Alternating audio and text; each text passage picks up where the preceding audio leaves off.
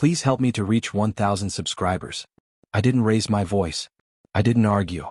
I didn't demand answers. I simply walked away. No explanations. No messages. No closure. She was certain I would stay. That I would fight for her. That I would plead, break, and beg her to change her mind. That's what she expected. Instead, I disappeared. And now she's the one searching. Lost. Shattered. Suffocating under a weight of regret she never imagined she'd carry. But the truth is, I'm no longer the man she walked away from. It didn't happen all at once. The warning signs were there. The emotional distance, the forced smiles, the late nights with excuses that never quite added up. I saw them. I just chose to believe her. I trusted her, until I couldn't anymore. I wasn't hunting for proof. I wasn't trying to catch her in a lie. But sometimes the truth doesn't wait to be uncovered. Sometimes it places itself right in front of you. Her phone lit up on the table. A message. Short, clear, cruel. Last night was incredible. I can't wait to see you again. I didn't react. I didn't flinch. I just stared as everything inside me went quiet. Across the room, she laughed at something on the television, completely unaware that in that single moment, everything had ended. That was when I understood, there was nothing left to discuss. She had already chosen. So I made my choice too. That night, while she slept peacefully, certain I would always be there, I packed my things. No note. No goodbye. Just absence. Leaving wasn't the hardest part. Not turning around was. I knew what would happen. She'd wake up confused. She'd call. Text. Panic.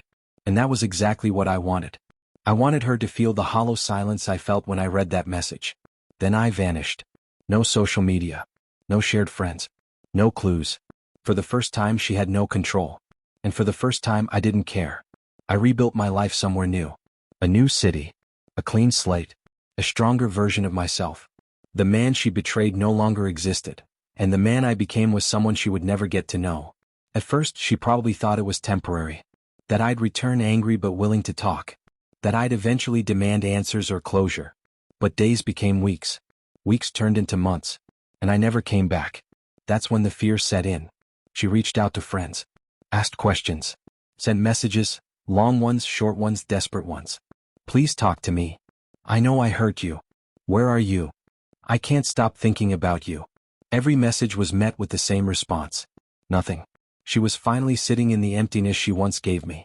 The difference was, I wasn't returning. She searched everywhere. Old places. Familiar streets. Online profiles. Hoping. Praying. And then one day she found me. Not because I reached out. Not because I missed her. Because life has a way of forcing people to face what they've done. I was sitting in a cafe, living a life I had rebuilt piece by piece when I heard her voice. Oh my God, it's you. I looked up. She stood frozen, breath caught in her chest. She looked different, not stronger like I was, but worn. Like someone who had been carrying regret for far too long. You just left, she whispered, stepping closer. No warning. No message. Nothing. Do you know what that did to me? I tilted my head calmly. Do you know what you did to me? Silence. She had no answer. This was never about me leaving. It was about the fact that I never came back. She sat across from me, hands shaking as she clutched her bag like it was keeping her upright. Her eyes searched my face, looking for the man she once knew. He wasn't there. I've been looking for you, she said quietly. For months. I didn't respond. I just took a slow sip of my coffee. I know, I said. Her expression faltered. You knew? Then why didn't you answer? I met her eyes. Because I didn't want to. That wasn't the response she'd prepared for.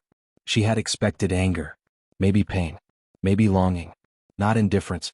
I know I hurt you, she said, her voice breaking. I made the worst mistake of my life. I don't expect forgiveness, I just... Then why are you here? I interrupted calmly. If you know I don't owe you anything, why did you come? She struggled for words. Finally, she whispered, because I realized too late what I had. I shook my head. No. You realized too late what you lost. Her eyes filled with tears. I was selfish, she admitted. I thought I needed more. I thought I was choosing happiness. I was wrong. I watched her quietly. When you left, I thought I'd be fine, she continued. I thought I'd move on. But I was miserable. That, I said softly, is not my problem. Her face collapsed. I just want another chance, she whispered. I studied her for a moment, then leaned in slightly. Let me ask you something, I said. If your life had gone the way you planned, if the other man hadn't left, would you be sitting here right now? She froze. She didn't answer. She didn't need to. I stood, adjusting my jacket. I think we're done. Please, she said, panic flooding her voice. Don't walk away from me again. I looked down at her, someone who once meant everything. You walked away first, I said. The only difference is now you finally regret it. She didn't argue. She didn't beg. Because for the first time she understood. She had lost me forever. I turned and walked away, never looking back. Because the best revenge isn't anger. It's never needing them again. Please help me to reach 1,000 subscribers.